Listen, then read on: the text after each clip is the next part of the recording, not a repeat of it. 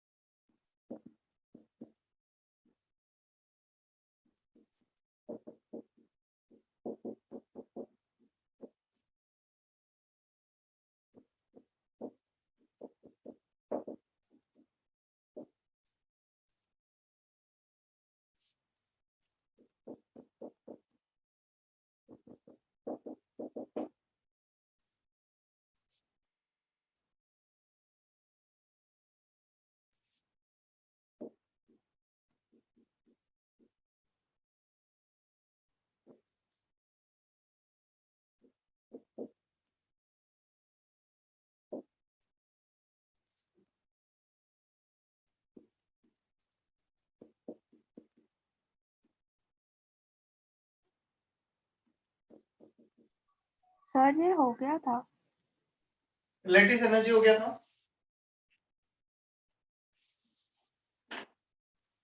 चलो हाइड्रेशन नहीं हुआ था ना? सर वो भी हो गया था। हाइड्रेशन भी हो गया था, मतलब ये जो डेफिनेशन लिखी बोर्ड पे लिखा दी थी ना? हाँ सर। हाँ सर। चलो तो फिर डायरेक्ट बोर्ड नंबर साइकिल करना, मुझे लगा हाइड्रेशन एंथैल्पी करना था। कब कर दूं फिर मैं इसे? Yes sir.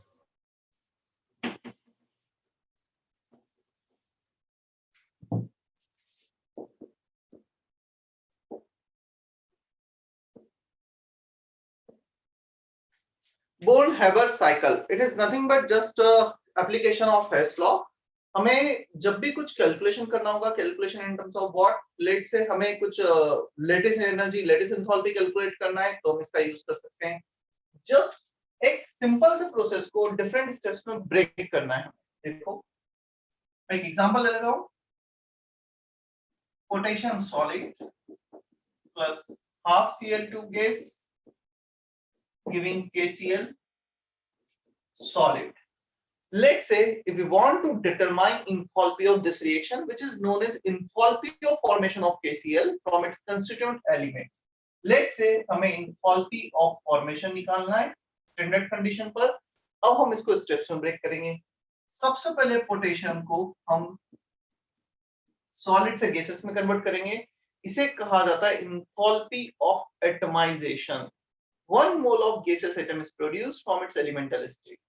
तो यहाँ पे जो चेंज होगा इंथैल्पी में वो होगा इंथैल्पी ऑफ एटमाइजेशन। क्लियर? अब हम के गैसेस में से एक इलेक्ट्रॉन को रिमूव करेंगे, हमें के प्लस आयन बनाना है इन गैसेस फेस। तो हम यहाँ पर लिखेंगे delta H ionization enthalpy, delta H I there is ionization enthalpy. एक इलेक्ट्रॉन को रिमूव किया, माइनस इलेक्ट्रॉन। हाफ Cl2 को ब्रेक कर दो Cl गैस में। क्लियर? हाफ Cl2 को Cl गैस में ब्रेक किया तो ये आ जाएगा delta H will be bond energy of Cl2, यहाँ पे बाय 2 है तो बाय 2 कर दिया। एक Cl2 को ब्रेक करते हैं बॉन्ड एनर्जी लगता है इतना बॉन्ड एनर्जी ऑफ Cl2, हमें हाफ Cl2 को ब्रेक करना है तो हाफ कर दिया यहाँ पर। अब क्लोरीन गैसेस से इसको बना दो आयन Cl माइनस गैसेस, इसे हम बोलेंगे delta H electron gain enthalpy Ge, gain enthalpy. ये था आयनाइजेशन एंथैल्पी, ये है गेन एंथैल्पी। यहाँ पे इलेक्ट्रॉन को रिमूव किया है, यहाँ पे इलेक्ट्रॉन को ऐड किया है प्लस इलेक्ट्रॉन। क्या? अब इस K प्लस और Cl माइनस को गैसेस फॉर्म में मर्ज कर दो, एक दूसरे से कंबाइन हो जाएंगे और जब कंबाइन होंगे एक दूसरे से बनेगा KCl सॉलिड और इसे कहा जाएगा delta H equal to lattice enthalpy. Clear? और ये नेगेटिव होगा, एनर्जी रिलीज होगा यहाँ पर। So the lattice energy positive दे रखा है तो minus of lattice energy. So when 1 mole of an ionic compound is formed from its gaseous ions, energy involved is called lattice energy. Is that okay? क्या इतना हमें समझ में आता है? Yes, एक sir. स्टेप को 2, 3, 4 and 5 steps में ब्रेक कर दिया है. So delta H formation is equal to delta H atomization plus delta H ionization enthalpy plus Bourne energy of Cl2 by 2 plus delta H gain enthalpy plus minus lattice energy. तो just हेस law ये एक step को different steps में break कर रहे हैं. It may be possible हो सकता है क्वेश्चन में ये पूछा हो, कोई भी एक पूछा हो 1 2 3 4 5 6 6 में से 5 दिए हो और एक पूछा गया. और यहाँ पे डेफिनेटली जैसे सब्सटेंस चेंज होगा तो वैसे और भी चीजें चेंज होंगी. बजाय के में यदि Mg ले लेता तो MgCl2 बनता है. यहाँ पर Mg में से 2 इलेक्ट्रॉन को रिमूव करना पड़ता हमें और यहाँ पे 2 times of enthalpy of atomization आता. नहीं, यहाँ पे आता born energy of Cl2 by 2 की जगह into 2 आ जाता. क्लियर? मतलब जैसा भी सिस्टम होगा उसके अकॉर्डिंग यहाँ पे चेंजेस होते चले जाएंगे. कॉपी कर लो जल्दी से.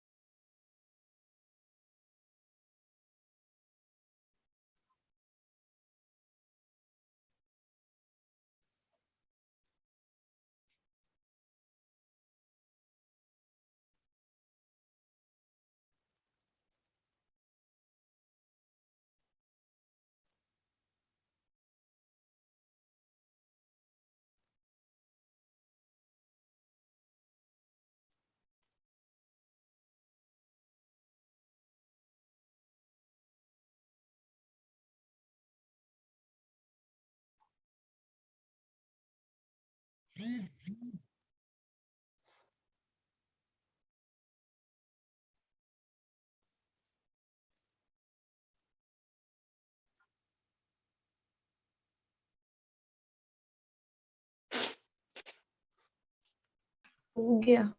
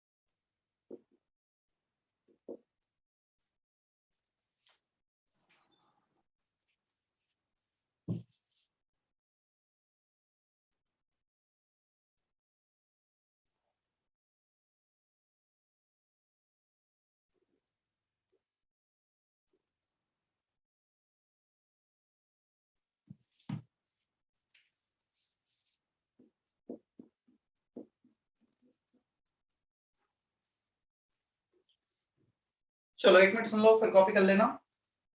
ये पूरा पहले मैं सेटअप एक्सप्लेन कर देता हूँ कि क्या है एग्जैक्टली। दिस इज स्फेरिकल और बॉम्ब साइज कंटेनर, जो मेटेलिक कंटेनर होता है, स्टील वेसल होता है। Metallic vessel means through which heat exchange is allowed. ये डायाथर्मिक बाउंड्री होती है, मतलब इसमें से हीट एक्सचेंज हो सकता है। इसके बाहर होता है फ्लूइड, लिक्विड लेते हैं हम जनरली, ना सॉलिड ना गैस, यहाँ पे लिक्विड लिया जाता है कि लिक्विड इसके कांटेक्ट में आके, स्टील वेसल के कांटेक्ट में आके हीट को एक्सचेंज कर सकता है। either it can go from inside to outside or outside to inside।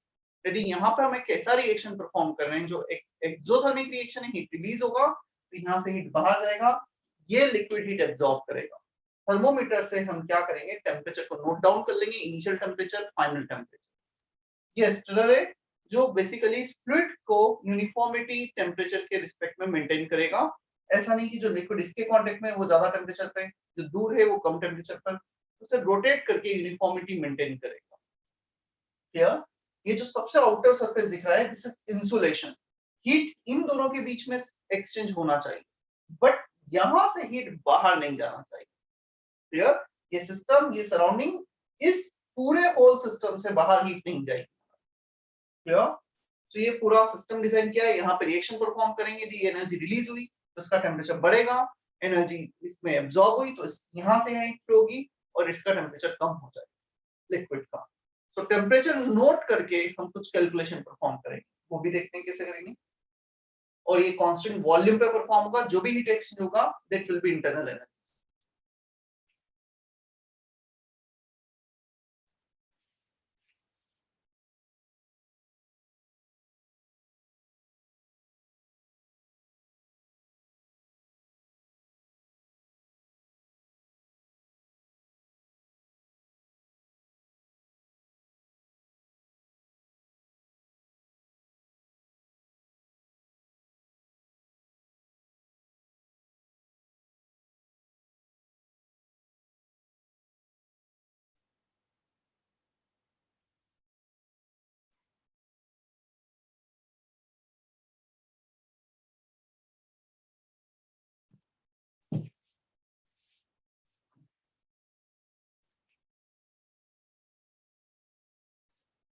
समर्थ का मैसेज था, सारे इंथैल्पी चेंज का साइन किसके अकॉर्डिंग लेना चाहिए।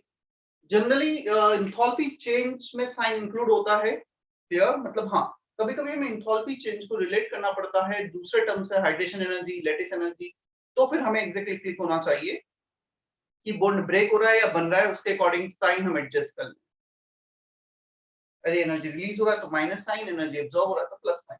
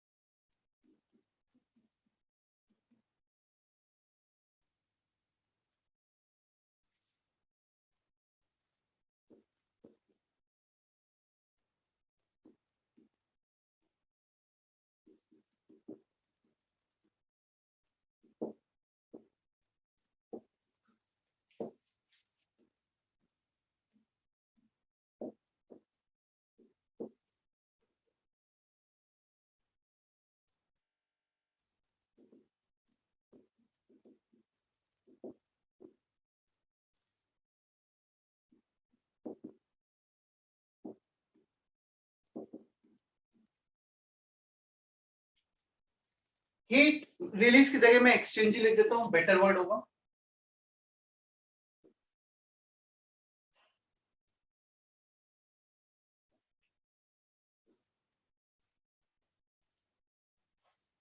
Heat exchange by bomb or sphere at constant volume is exactly equal to heat exchange by surrounding liquid with minus sign. इसने absorb किया तो इसने रिलीज किया होगा, इसने रिलीज किया तो इसने एब्जॉर्ब किया होगा, अपोजिट साइन आ जाएगा, एक का प्लस तो दूसरे का माइनस। अब क्वेश्चन आता है ये क्या है, ये हमारा होता है डेल्टा ई, कांस्टेंट वॉल्यूम पे हीट एक्सचेंज। ये हमारा क्या है, minus Q of surrounding liquid, क्या इसे हम कुछ ऐसा लिख सकते हैं, minus of M C delta T. हमने इनिशियल टेम्परेचर नोट किया, फाइनल टेम्परेचर नोट किया, तो हमारा डेल्टा टी आ गया। इस लिक्विड का मास और इस लिक्विड की heat capacity, specific heat capacity को मल्टीप्लाई करेंगे तो इसने कितना हीट एनर्जी एब्जॉर्ब किया है या रिलीज किया है वो हमें आ जाएगा। यदि डेल्टा टी नेगेटिव है तो टेम्परेचर कम हो रहा है तो इसने हीट बेसिकली रिलीज किया होगा, तो ये ओवरऑल पॉजिटिव आ जाएगा, इसने एब्जॉर्ब किया होगा। क्लियर? हाँ, कभी कभी होता है m इंटू सी, टोटल हीट कैपेसिटी दे दी जाती है भाई, उस केस में डेल्टा ई को हम capital C into delta T भी लिख सकते हैं। Capital C is small C into mass, ये है स्पेसिफिक हीट कैपेसिटी,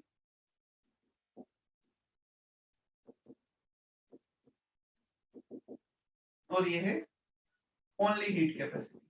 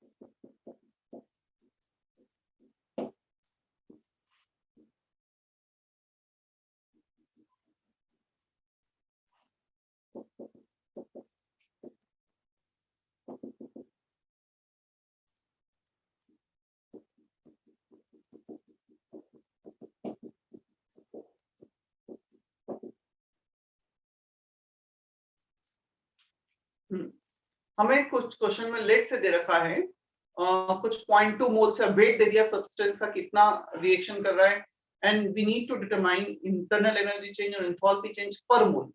तो ये जो सी डेल्टा टी कैलकुलेट किया इसको नंबर ऑफ मोल से डिवाइड कर देना। अच्छा, एक माइनस साइन यहाँ पे रह गया है, माइनस सी डेल्टा, तो इसको डिवाइड कर देना नंबर ऑफ मोल से तो पर मोल आ जाएगा।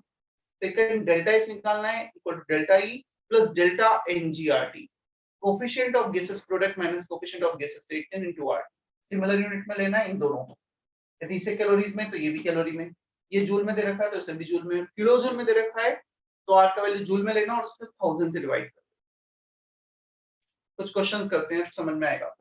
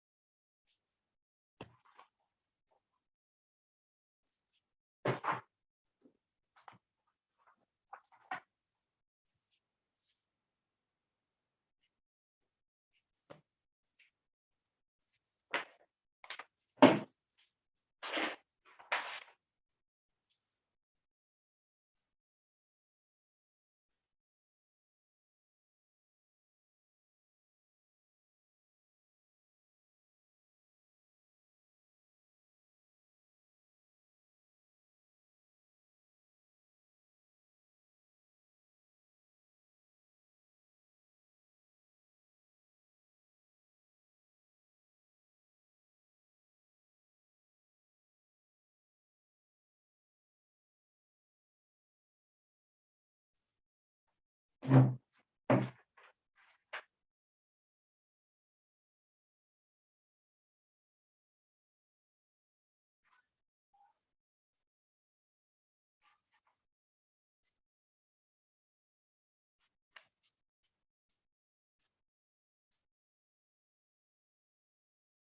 कुछ क्वेश्चंस देखते हैं इस पे based.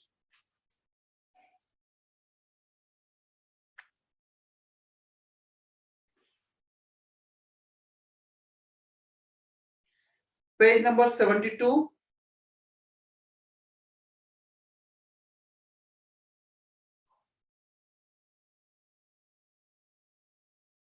E4 and E5,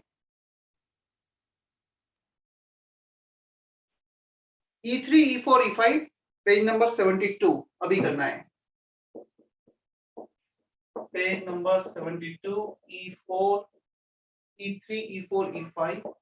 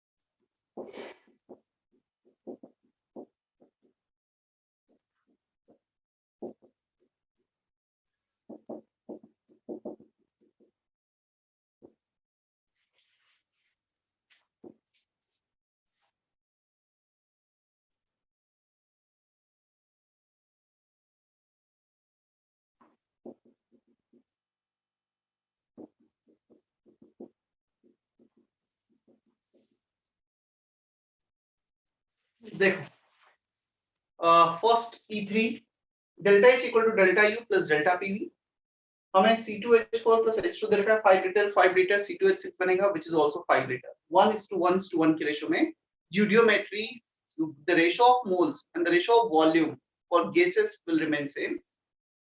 So delta U calculate करना है, डेल्टा H दे रखा है क्वेश्चन में किलो जूल में, ये आएगा delta PV pressure is constant 1.5 atm, delta V final volume 5 litre minus initial volume 10 litre 5 minus 10, ये 80 लीटर को जूल्स में कन्वर्ट किया इनटू 100 का मल्टीप्लाई करके, अब इसे किलो जूल में कन्वर्ट करना है तो बाय 1000 कर दिए क्योंकि ये भी किलो जूल में और सारे ऑप्शंस भी किलो जूल में, यदि ऑप्शन जूल में होते तो इसे जूल में कन्वर्ट कर, बस फिर सिंपल सा कैलकुलेशन। क्या E3 समझ में आया है सभी को? Yes sir. E4 पे चले हम। E4, for which one of the following reaction does the molar enthalpy change of a reaction correspond to lattice energy of KBr? Lattice energy of KBr, 1 mole of solid can convert into its gaseous ions. C option is matching. So ionic solid and product should be gaseous ions. So by definition lattice energy हमने last lecture में define किया और use भी की। Clear? कोई doubt E4 में?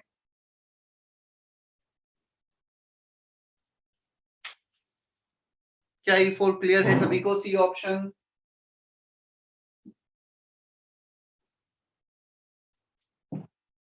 Sir आपने E3 में डेल्टा एनजीआरटी की जगह डेल्टा पीवी लिखा क्या? क्योंकि हाँ डेल्टा पीवी इसलिए लिखा है, delta PV is basic, delta PV से ही डेल्टा एनजीआरटी आता है, पीवी को एनआरटी लिखते हैं हम, तो यहाँ पे प्रेशर और वॉल्यूम दे रखा था, so it is better to deal in delta PV. तुम डेल्टा एनजीआरटी से जाओगे ना तब भी आंसर मैच कर सकता है आइडियल गैस, और आइडियल गैस देखो यदि मैं बताऊं formula, this is the basic formula for ideal gas, PV can be written as NRT. हमें यहाँ पे आइडियल गैस रियल गैस कुछ नहीं दे रखा तो पीवी दे रखा है, P constant P delta P कर दिया हमने, और वो फॉर्मूला डेल्टा यदि यहीं से डिराइव होता है इसे एनआरटी लिखते हैं डेल्टा एनजीआर। क्लियर है? Yes sir. सर E4 का सी आएगा ना? हाँ सी ऑप्शन, वही तो बोला। E5, E4 का कुछ और दे रखा है क्या आंसर की में? नहीं सर सी है।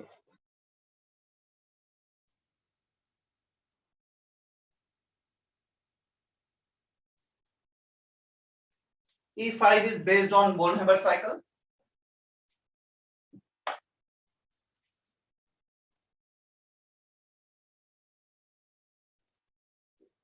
हम स्टार्ट यहीं से करते हैं।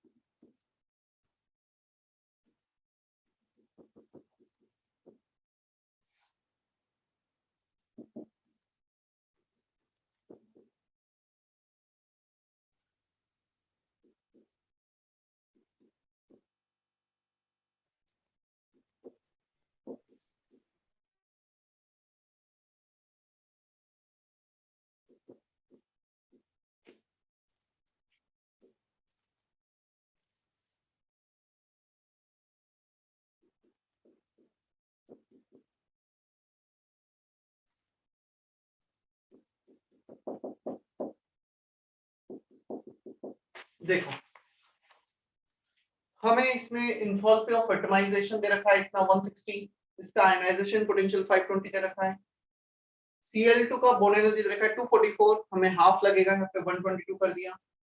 हमें इलेक्ट्रॉन अफिनिटी दे रखा है +365, but electron gain enthalpy will be minus of electron affinity, यहाँ पे एनर्जी रिलीज होगा -365 हो जाएगा। अब यहाँ पे जैसे हमें साइन का ध्यान रखना था, क्योंकि डेल्टा एच के बजाय उन्होंने इलेक्ट्रॉन अफिनिटी वर्डिंग यूज किया है, तो इलेक्ट्रॉन अफिनिटी और डेल्टा एच गेन इंथैल्पी में नेगेटिव साइन का रिलेशन। क्लियर? फिर इन दोनों को कंबाइन होकर जब ये बन रहा है which is lattice energy minus of lattice energy, वो हमें कैलकुलेट करना है delta H. Enthalpy of formation दे रखा है -400, चलो -400 this equal to 1 + 2 + 3 + 4 + 5 160 + 520 + 122 -365 plus this delta H जो हमें कैलकुलेट करना है, सॉल्व कर लेना है इसके बाद। क्लियर हो जाएगा भी ये क्वेश्चन?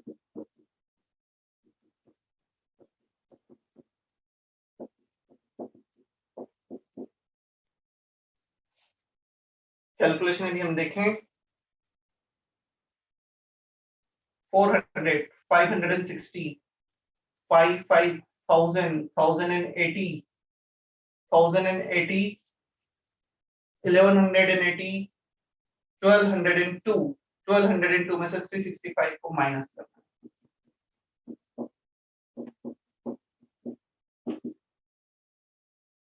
300 गया तो बचा 900 में से 63 को माइनस किया 37 837 है कोई ऑप्शन ऐसा?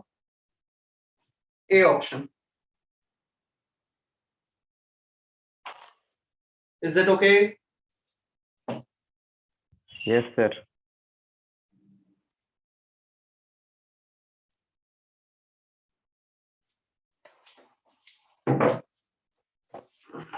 चलो एक बार का ये चैप्टर कंप्लीट हो गया है, डाउट डिस्कशन से पेंडिंग पड़ा है। आज डिस्कशन के लिए सबसे पहले क्या बोला गया था?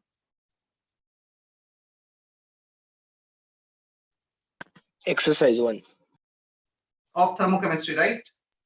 हाँ सर। पार्ट 1 से स्टार्ट करें हम या पार्ट 2 पहले कर लें?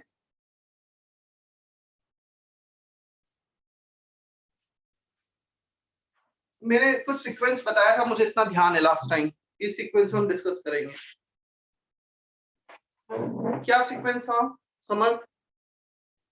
सर आपने बोला था कि सेकेंड लॉ का एक्सरसाइज 1 करेंगे, लेकिन वो हो गया है सर। सबसे पहले क्या करने का बोला गया था? एक्सरसाइज 1 तीनों पार्ट का, first law, second law, thermochemistry, लेकिन तो वो थर्मोकेमिस्ट्री से स्टार्ट करते हैं, एक्सरसाइज 1, राइट? हाँ sir. So exercise 1 part 1 thermochemistry, doubt. Exercise 1 part 1 thermochemistry.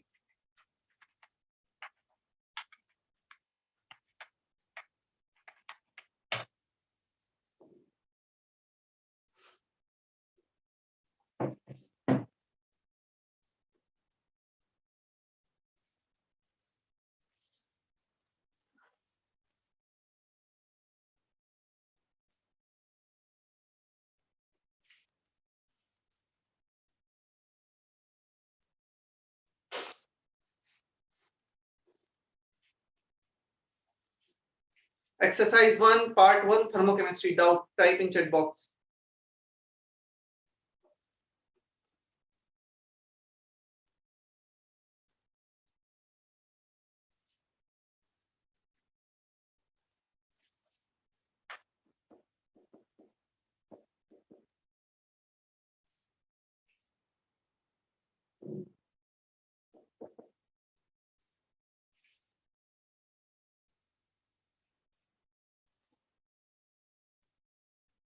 B1, D3, C4.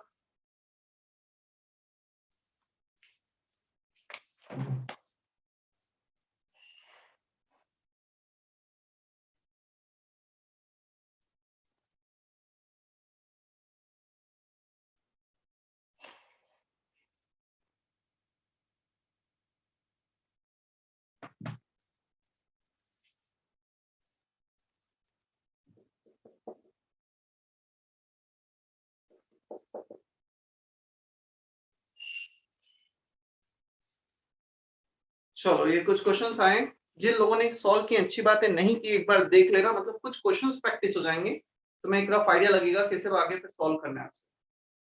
जिस ऑर्डर पे बोर्ड पे लिखे मैं उसी ऑर्डर में करने वाला हूँ। B1 diborane is a potential rocket fuel which undergoes combustion according to the reaction. From the following data, calculate the enthalpy change for the combustion of diborane. हमें 4 रिएक्शंस दे रखे हैं और उस गिवन रिएक्शन का एंथैल्पी चेंज कैलकुलेट करना है, मतलब definitely हेस law का कहीं एप्लीकेशन आएगा।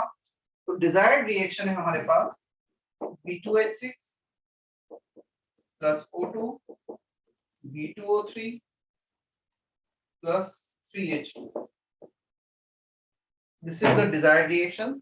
चलो हम स्टार्ट करते हैं। B2H6 कहां पर है? इन सारे रिएक्शन में B2H6 से फोर्थ रिएक्शन में प्रोडक्ट में हमें चाहिए कहां पर? रिएक्टेंट में। यदि मैं इसे फिफ्थ रिएक्शन बोलूंगा so minus of fourth reaction 1 B2H6 चाहिए, 1 B2H6 है, मैं लिखते भी जाता हूं। तो B2H6 आ गया हमारे पास गैसेस फेज में, यहाँ पे रिएक्टेंट और यहाँ पे प्रोडक्ट लिख देते हैं। 2B solid 3H2 gas. अब हमें चाहिए यहाँ पे B2O3 सॉलिड फॉर्म में, प्रोडक्ट साइड में B2O3 solid form product side में कहां पर है? फर्स्ट रिएक्शन में। तो हमें प्रोडक्ट में चाहिए, प्रोडक्ट में ही है, प्लस कर दो फर्स्ट रिएक्शन को। तो first reaction 2B solid plus 3/2O2, product में आएगा B2O3 सॉलिड। तो ये आ गया हमारा -4 + 1 रिएक्शन। और क्या चाहिए हमें? 3H2 चाहिए गैसेस फेज में। 3H2 गैसेस फेज में कहां पर दे रखे हैं हमें? 3H2 गैसेस फेज में दे रखे हैं थर्ड रिएक्शन। तो थर्ड रिएक्शन को प्लस कर दो, प्रोडक्ट का प्रोडक्ट में ही चाहिए 3 times of third reaction. 3H2 liquid 3H2 gas. हमें क्या रिक्वायर्ड है डिजायर्ड रिएक्शन, उसके अकॉर्डिंग हम सारे रिएक्शन को एरिया सब्सट्रैक्ट करते जा रहे हैं। अब हम एक बार क्रॉस चेक कर लेते हैं क्या एक्स्ट्रा है या क्या कम है हमारे पास। ये 2 बोरोन सॉलिड कैंसल, क्लियर, और कुछ भी कैंसिल नहीं हो रहा है। अब डिजायर्ड रिएक्शन में B2H6 है, B2H6 आ गया। हमें चाहिए 3O2, यहाँ पे 3/2O2 आ रहा है, तो हाफ O2 भी कम है। 3H2 लिक्विड हमारे पास एक्स्ट्रा आ रहा है। चलो H2 लिक्विड कहां पर है? सेकंड रिएक्शन में। हमारा है रिएक्टेंट में और वहां पे प्रोडक्ट में। यदि डायरेक्टली ऐड करेंगे तो रिएक्टेंट प्रोडक्ट कैंसिल हो जाएंगे, तो हम उसको डायरेक्टली ऐड कर देते हैं plus 3 times of second reaction. जब तुम 3 टाइम्स ऑफ सेकंड रिएक्शन करोगे 3H2 gas plus 3/2O2, product आ जाएगा 3H2 लिक्विड। तो ये H2 लिक्विड, ये H2 लिक्विड कैंसिल हो गया, क्लियर। और कुछ कैंसिल हो रहा है हमारा, B2H6 बचा 3/2 प्लस 3/2O2, ये H2 कैंसिल हो गया। अब तुम चेक कर सकते हो डिजायर्ड रिएक्शन आ गई है जो दे रखा है। B2O3 one of the product, 3H2O second product, B2H6 one of the reactant, 3/2 plus 3/2 3O2 second product. So हमारा डेल्टा H5 हो जाएगा minus delta H4 plus delta H1 plus 3 times of delta H3 plus 3 times of delta H। Is that okay B1?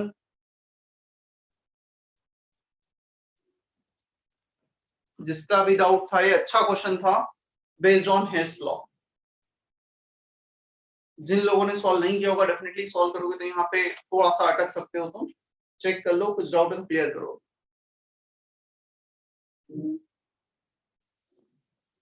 Sir B2 भी है? हाँ, मतलब B1 is clear. हाँ sir.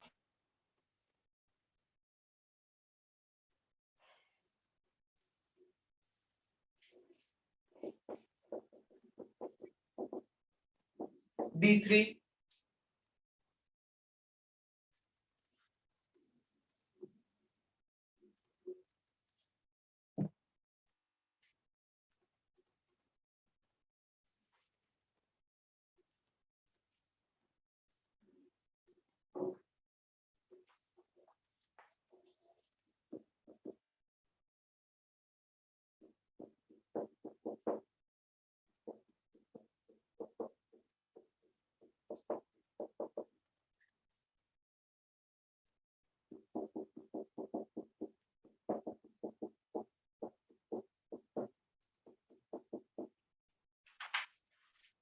Delta H is can be written as bond energy of reactant minus bond energy of product. सारे bond energy का sum reactant का minus bond energy का product. चलो reactant देखते हैं. C2H2 हमें स्ट्रक्चर पता होना चाहिए. C2H2 का स्ट्रक्चर कुछ C2H2 triple bond H H. So C triple bond C bond energy of C triple bond C. एक सिंगल यहाँ पे एक ट्रिपल बॉन्ड है बट दो C2H2 है तो 2 कर दो प्लस 2CH बॉन्ड तो यहाँ पे आ जाएगा 4CH बॉन्ड. 4 क्यों आ गया क्योंकि 2C2H2 है. एक C2H2 में 2CH बॉन्ड है तो 2 में कितने होंगे 4 हो जाएंगे plus bond energy of oxygen double bond oxygen. कितने ऑक्सीजन है हमारे पास 5 5O2 कर दिया minus bond energy of CO. Carbon dioxide का स्ट्रक्चर होगा ये 1 CO2 has 2 CO bond 1 plus 1 2. 4 CO2 will have 8 CO bond plus 4 times of bond energy of OH. 4 times क्यों आया H2O. एक H2O में दो ऑक्सीजन हाइड्रोजन बॉन्ड है 1 plus 2. यहाँ पे 2 H2 है तो 4 ऑक्सीजन हाइड्रोजन बॉन्ड. अब तुम देखोगे उस क्वेश्चन में 1 2 3 4 5 ये सब दे रखा है. वैल्यू पुट करो सॉल्व कर लो हो जाएगा भी. जिसका भी डाउट था ये Yes, Yes. sir.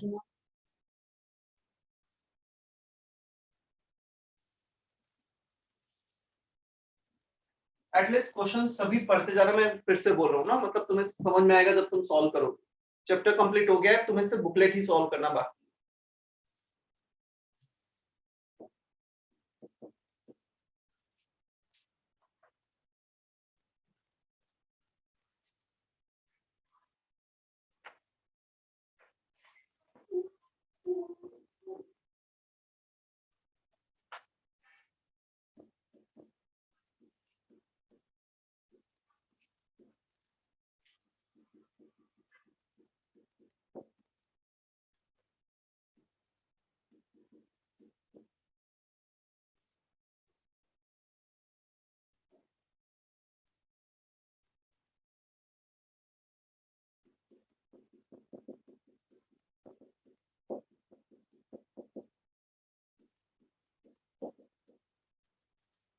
देखो हमें बोल रखा है C4 में 12 gram of carbon is reacted to give CO and CO2.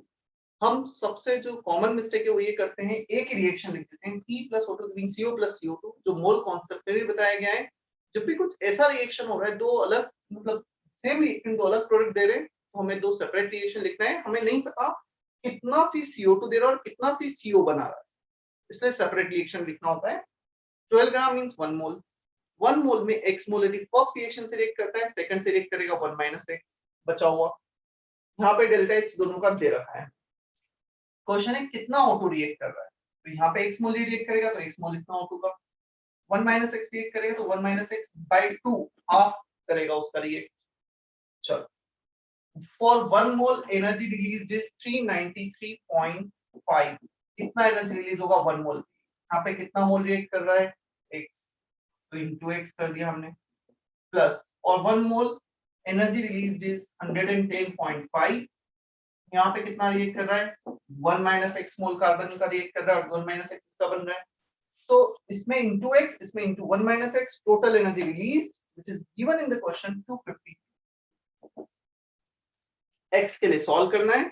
जब x तुम्हारे मोल्स आ जाएंगे उस x को यहाँ पे रखना और यहाँ पे रखना O2 के टोटल मोल्स को ऐड कर देना.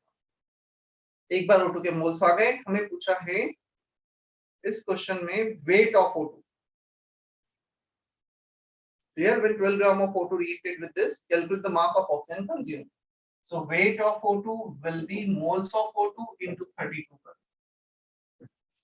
हो जाएगा अभी C4. Saras, is that okay? हाँ सर.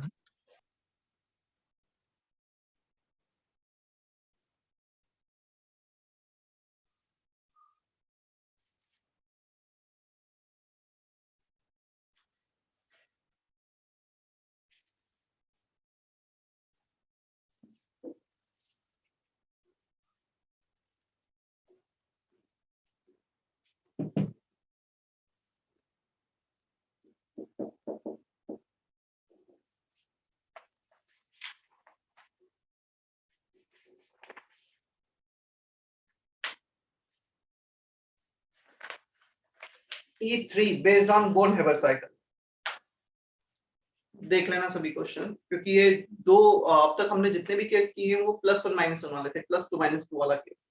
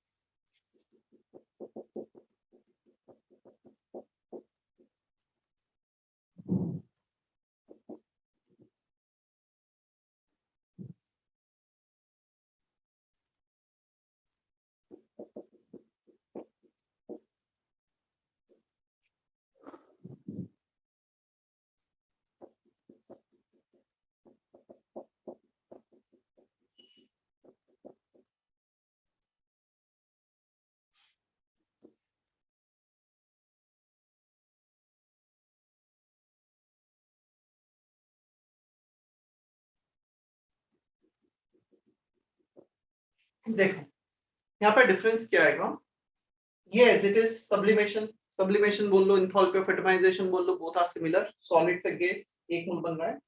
यहां से यहां जाते टाइम अब जो एनर्जी एक्सचेंज होगा वो IE1 + IE2 होगा, दोनों का addition.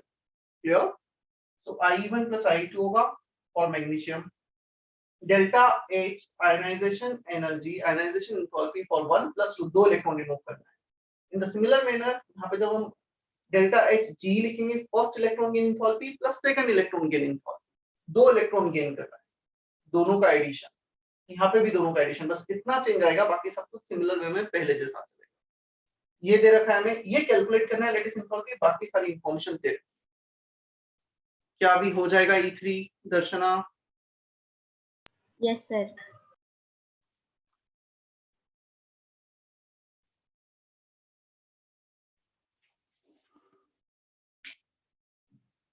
Sir electron gain enthalpy का साइन नेगेटिव आएगा ना? हाँ, नेगेटिव दे ही रखा है उन्होंने। पहला इलेक्ट्रॉन गेन एंथैल्पी नेगेटिव दे रखा है -141 और सेकंड +84 दे रखा है, वो प्लस ही आता है। मतलब पहला नेगेटिव पॉजिटिव दोनों हो सकता है, डिपेंड्स कि कैसा एटम है। सेकंड इज ऑलवेज पॉजिटिव, मतलब सेकंड इलेक्ट्रॉन किसी भी एटम की टेंडेंसी नहीं होगी कि खुद से एक्सेप्ट करे, हमें फोर्सफुली एनर्जी सप्लाई करके उसे एक्सेप्ट करवाना। ऑलरेडी एक नेगेटिव चार्ज है, सेकंड नेगेटिव चार्ज एक्सेप्टेंस की टेंडेंसी हमेशा नहीं होगी, हमें एनर्जी सप्लाई करनी पड़ेगी। Is that okay? Yes sir.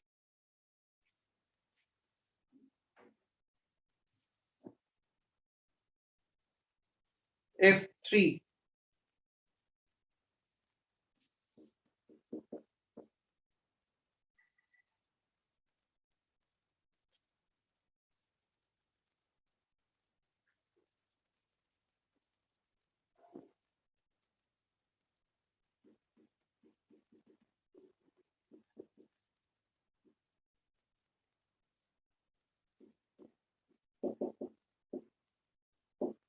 For weak acid base, enthalpy of neutralization is for strong acid base plus Q dissociation. ये भी हमें दे रखा है इवन क्वेश्चन में, -13.68 किलो कैलोरी HCl और QH, strong acid strong base.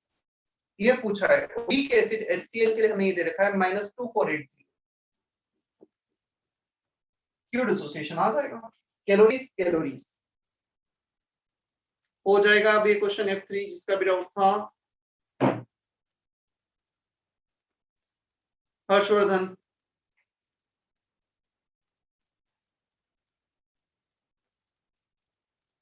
F3 के बाद है A2।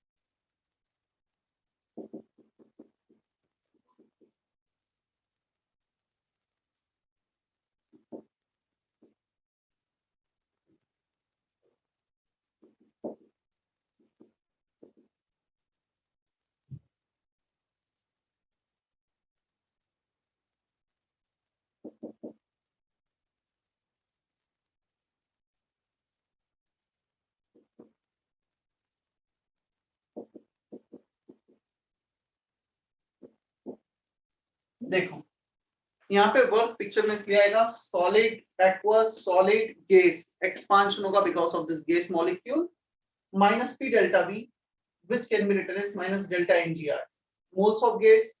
यहाँ पे 2 मोल जिंक का एक कर रहा है, 2 मोल H2 के बनेंगे, बाकी सब सॉलिड लिक्विड है, उसे इग्नोर कर दिया। तो 2 मोल्स ऑफ गैस, R का वैल्यू SI यूनिट में, टेम्परेचर SI। आंसर जूल में आ जाएगा सॉल्व करने का। एक्सपांशन है, नेगेटिव वर्क आएगा। क्लियर है A2 समर्थ? Yes sir. B1 तो किया ही है ना, B2 लिखा था क्या? B2 फिर मैंने B2 लिखा था।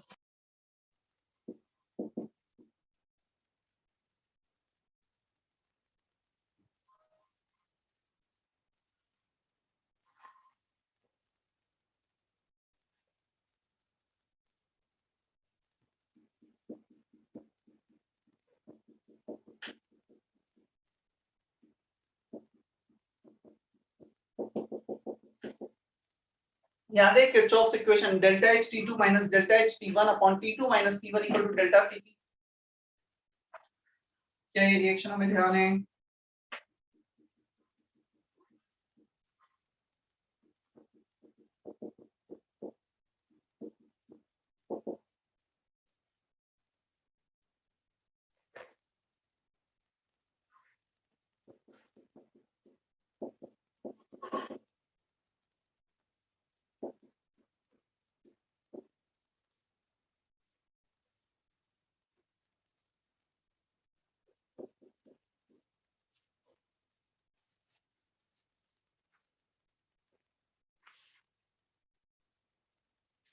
delta H T2 minus delta H T1 upon T2 minus T1 equal to delta Cp, Cp of product N2O4 minus 2 times of Cp of NO2। हमारे पास जो रिएक्शन है वो ये है, twice of NO2 giving N2O4। So delta Cp जब करेंगे Cp of N2O4 minus 2 times of Cp of NO2 करना पड़ेगा। ये जूल्स में, ये किलो जूल्स में दे रखा था, इसलिए 1000 से डिवाइड कर दिया। सिमिलरली बस क्रॉस मल्टीप्लाई करो, ये प्लस साइन है यहाँ पर, उधर जाएगा तो माइनस होगा, सॉल्व कर लेना हो जाएगा। अभी ये किरचॉफ्स इक्वेशन पे बेस्ड था।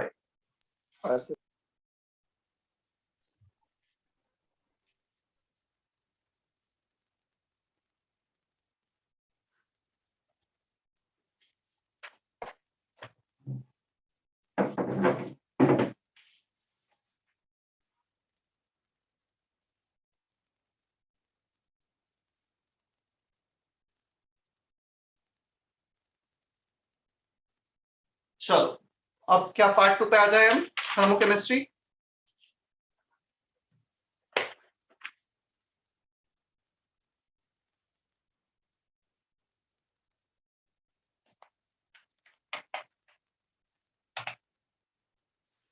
Type your doubts of part 2 thermochemistry.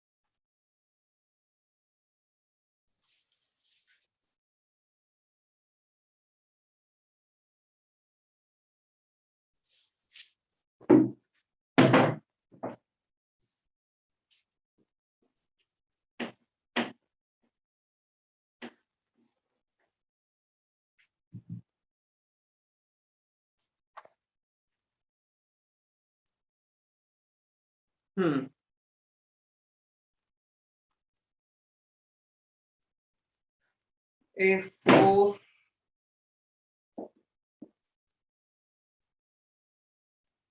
B4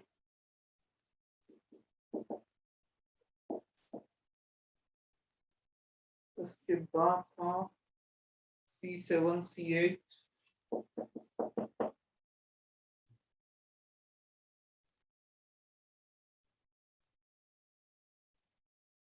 B3। ठीक है, इतने कुछ क्वेश्चंस आए,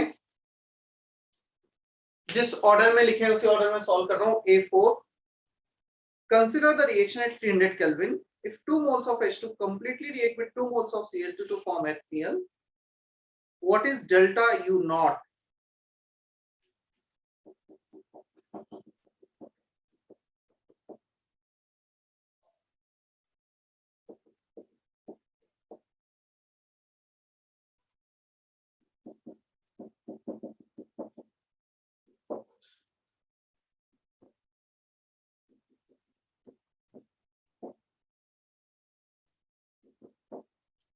देखो, delta ng is 0 for A4 question, तो delta H और delta U both are same। यहाँ पर हमें दे रखा है 1 मोल H2 react with 1 mole Cl2, उसके लिए -185 दे रखा है, और क्वेश्चन में पूछा है 2 मोल्स के लिए कितना होगा, सॉरी 2 मोल्स के लिए कितना होगा, तो इसका डबल हो जाएगा,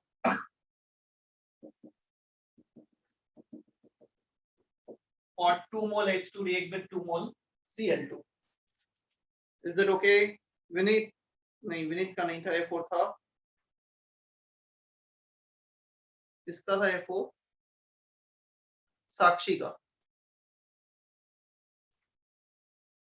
क्लियर है?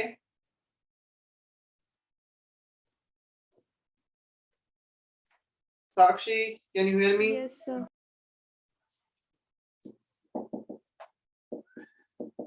B3,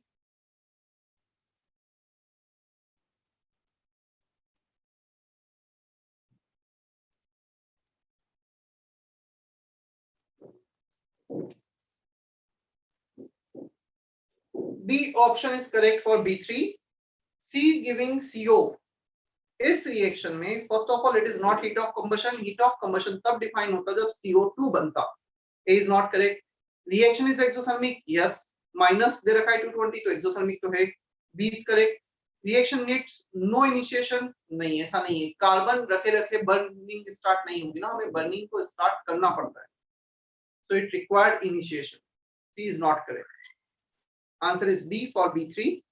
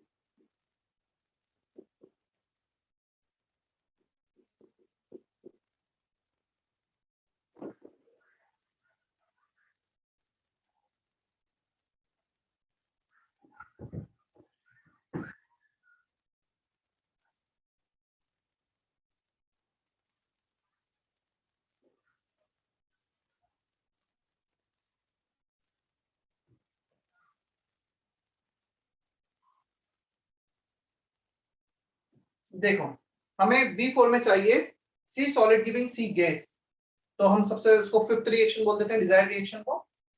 C सॉलिड है, फर्स्ट रिएक्शन में फर्स्ट को ऐड कर दो, तो यहाँ पे आ गया C plus O2 giving CO2। अब CO2 गैस एक्स्ट्रा आ रहा है हमारे पास, तो हम एक काम करते हैं, CO2 गैस सेकेंड रिएक्शन में से माइनस कर देते हैं, तो CO2 ये कैंसिल हो गया, और CO यहाँ पे आ गया, प्लस हाफ O2 आ गया।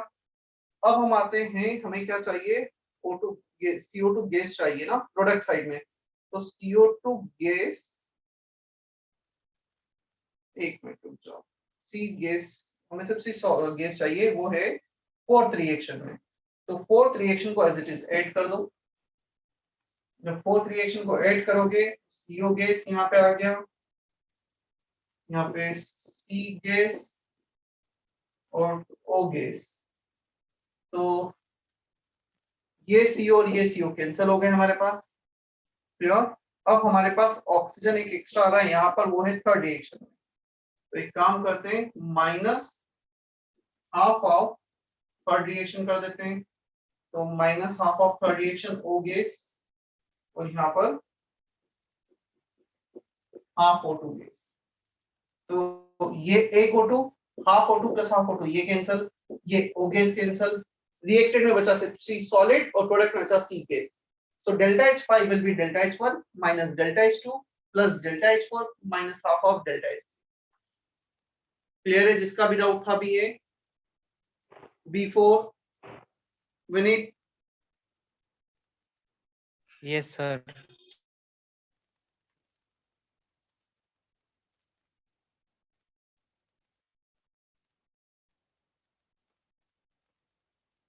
सरस का मैसेज था B3 में ए ऑप्शन कैसे आया, मतलब गलत है ए ऑप्शन, तो कैसे आया वो तो मैं क्या ही बताऊं, ऑप्शन ही गलत है। ठीक है सरस, नहीं सर, वो हीट ऑफ कंबंशन है ना, वो कैसे निकाला वो पूछना था मुझे। ये तो गलत आंसर दे रखा है ना, मतलब वो निकाला है ही नहीं, वो आंसर ही नहीं है। मतलब सही होता तो मैं तुझे बताता ना कि कैसे सही है, वो ऑप्शन ही गलत दे रखा है। समझ में आया? हाँ सर, हाँ। मतलब हीट ऑफ कंबशन निकाल ही नहीं सकते हम इसमें, क्योंकि कंबशन रिएक्शन ही नहीं है वो।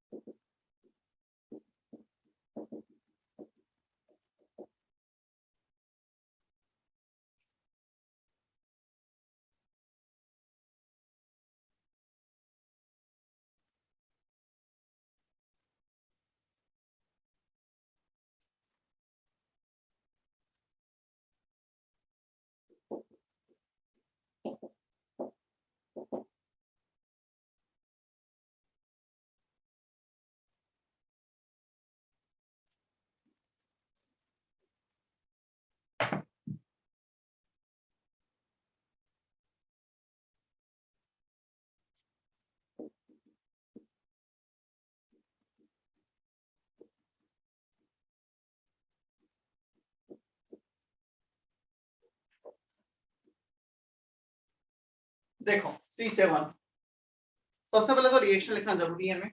C2H4 इथाइलिन का कंबशन रिएक्शन, CO2 बना, H2 बना, बैलेंस कर दिया कंबशन रिएक्शन को। हमें टोटल एनर्जी मिल रही है 5644 kilo joule. Enthalpy of combustion मतलब जब एक मोल बर्न हो रहा है तो एनर्जी रिलीज होता है 1411।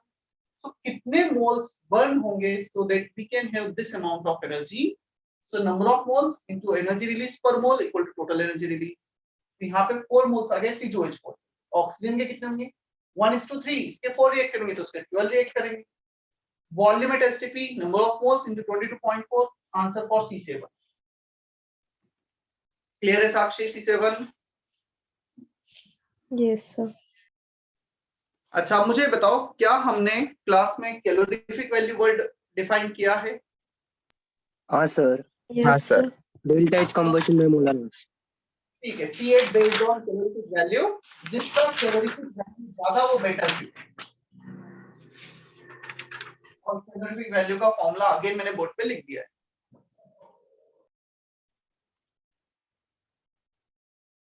क्लियर है? सर इसमें नेगेटिव साइन नहीं लेनी पड़ती ना? हाँ,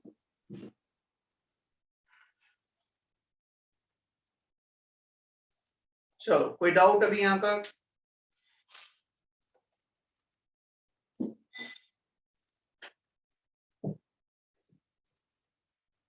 आई थिंक एक्सरसाइज 1 अब सबका डिस्कस हो चुका है। Thermodynamics first law, second and third law and thermochemistry, right? क्या एक्सरसाइज 1 में कुछ पेंडिंग है क्या अभी? No, sir. No sir. ठीक है, तो हम एक काम करते हैं, एक्सरसाइज 3 करेंगे अब डिस्कस। जहां तक मुझे ध्यान है लास्ट टाइम मैंने यही बोला था। एक्सरसाइज 3 सबसे पहले फर्स्ट लॉ का, फिर सेकंड एंड थर्ड लॉ का, और फिर थर्मोकेमिस्ट्री का। इस ऑर्डर में मैं करूंगा और मोस्ट प्रोबेबली सारे ही डिस्कस हो जाएंगे नेक्स्ट क्लास में, एक क्लास में। तो ये होमवर्क है for the next lecture, exercise 3 of all. Is it okay? Yes ठीक है, तो सेशन में आज का यहीं पे एंड कर रहा हूँ फिर।